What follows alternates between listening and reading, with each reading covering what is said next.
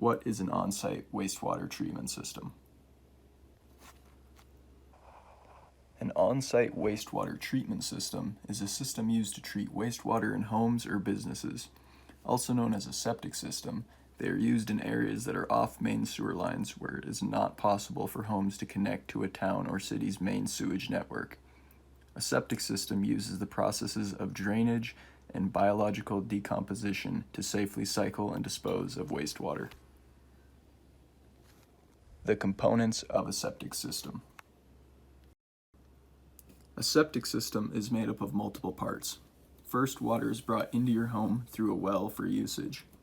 Once the water is used, it is sent out to the septic tank for treatment. Inside the septic tank, the wastewater is separated into solids and liquids. The liquid left over after separation is called effluent.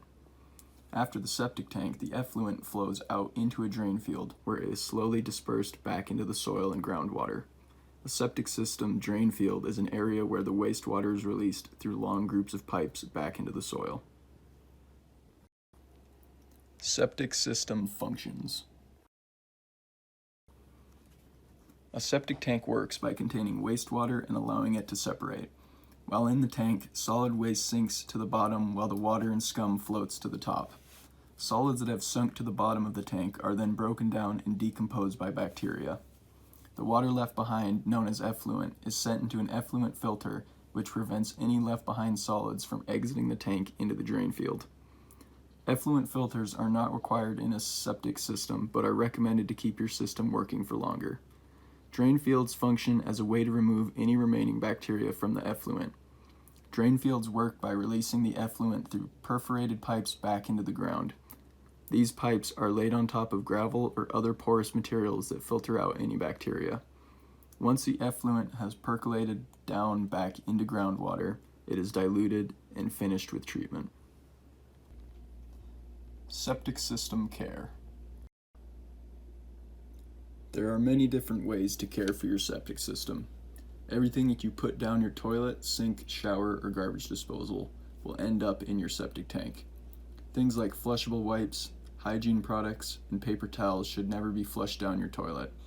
Items that don't dissolve will end up clogging your tank and drain field. Cooking oil, chemicals, or bleach should also never end up in your septic system. Because a septic system relies on bacteria to dissolve solid waste, chemicals like bleach kill that bacteria, harming your system. Your septic system drain field also needs to be maintained. Keeping trees far away from your drain field prevents tree roots from growing and disrupting the system. Excess water prevents your drain field from completing its process. Too much water will slow down or even completely stop the effluent from reaching groundwater. On top of that, too much water can cause your drain field to flood and back up your toilets and sink inside your house. Pumping your septic tank every 3 to 5 years can extend the life of your system greatly. It is also recommended to clean your affluent filter every 6 months and replace your affluent filter every 3 to 5 years also, usually at the same time you pump your tank. Site evaluation and its importance.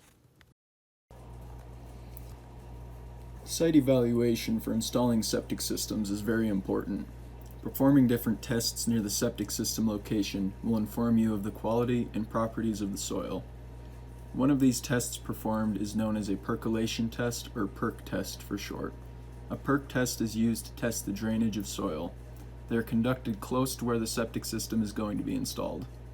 A percolation test works by first digging a hole into the ground, then water is poured into the hole and measured. Next, it is time to wait for the water to absorb into the ground. Measuring the amount of water that percolated into the ground divided by the time it took is your percolation rate.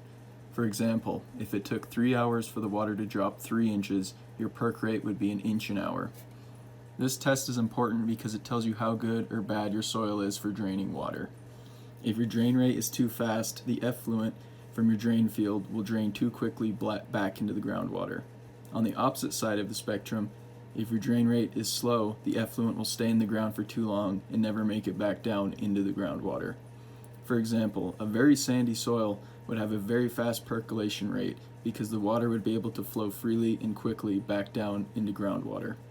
A very slow perk rate may be because of clayey soil that holds tightly onto the water and doesn't allow it to flow and percolate down. These factors are important to consider because your choice of test location may affect your perk rate. It is possible that the location you chose had a section of clay in it that drastically changes your perk rate, while moving the testing site 20 feet over may give different results due to the soil changing. Another important test required for septic systems is a test pit. A test pit is a large hole dug into the ground to examine the different layers of soil in the area. This is useful for seeing where groundwater is reached or if there will be issues with different kinds of soil. Things like clay, rock, or impermeable soil are signs that the percolation rate may not meet requirements. A major part of site evaluation is making sure your septic system and drain field will not interfere or contaminate or be contaminated by outside sources. Studying the topography of the land will make sure your drain field does not flow directly back into your well or into a nearby water source. Human waste such as urine contains nitrogen that is slightly lessened while inside a septic tank, but is mainly removed when the effluent is released back into the soil to percolate down. If your soil is not good enough to successfully remove nitrogen, or the water table is too high and the effluent cannot be treated in time before it reaches water, that nitrogen is put back into the groundwater and then reused back up into your well. Nitrogen in water can cause health problems and affect oxygen being carried through your blood. This is especially dangerous for babies who can suffer from blue baby syndrome because they cannot get enough oxygen through their blood. Some septic systems have a secondary tank or a special tank to help remove excess nitrogen. Septic tanks made by Septic are specially designed to remove nitrogen through a process called nitrification, which converts ammonia to nitrate. Ammonia is the main form of nitrogen that is released from a septic tank. The nitrate is then put through a denitrification process that produces water with extremely low nitrogen levels. Designing a septic system.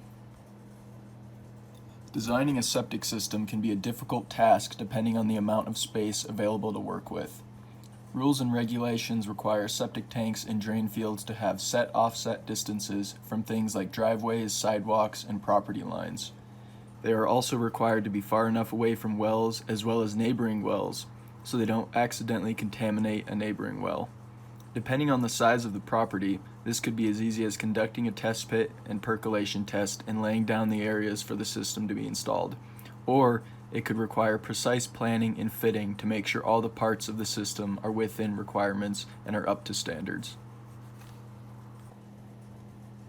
In conclusion, septic systems are used to treat wastewater for homes or businesses that are not able to hook up to existing sewer mains. They use processes of drainage and decomposition to safely treat wastewater by separating solids and liquids inside the septic tank and then releasing the effluent into a drain field to let percolation filter out and clean the water. These systems follow rules and regulations to make sure they are installed correctly and will successfully work.